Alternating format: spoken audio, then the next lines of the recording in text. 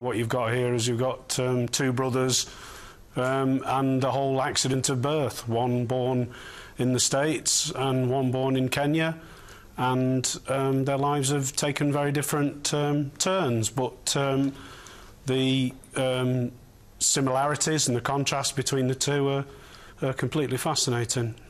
George, before you did turn your life around, what would your day typically involve? Alcohol, drugs in the evening. That's obvious. I was a gangster. You were a gangster and you had a nickname, didn't you? Yeah. What was that? Mamba.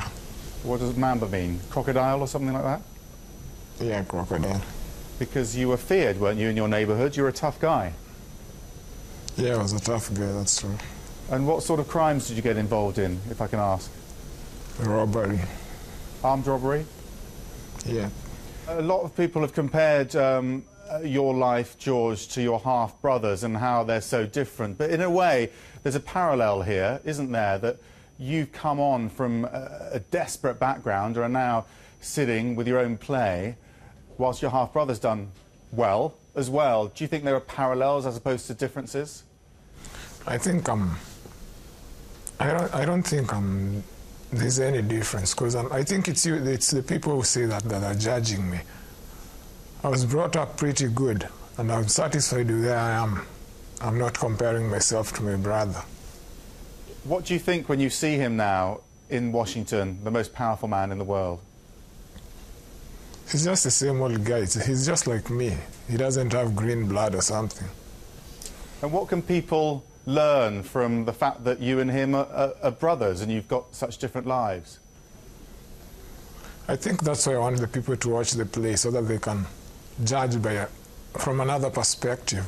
George, the leadership in Kenya do watch CNN, we know that. What would your message be to them about changing things? Actually, I'm not interested too much into politics. I don't watch politics. I'll be honest with you. How do you think things can improve, though, for people that are living the life that you had as a child?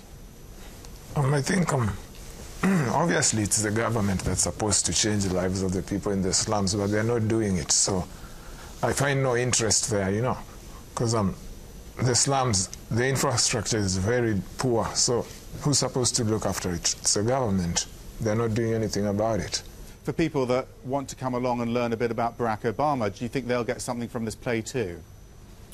I think the truth is that in the telling of George's story, it resonates, it's loaded in a sense that you can't listen to George's story without considering his famous brother. You can't listen to George's story without considering the differences between the first world and the developing world.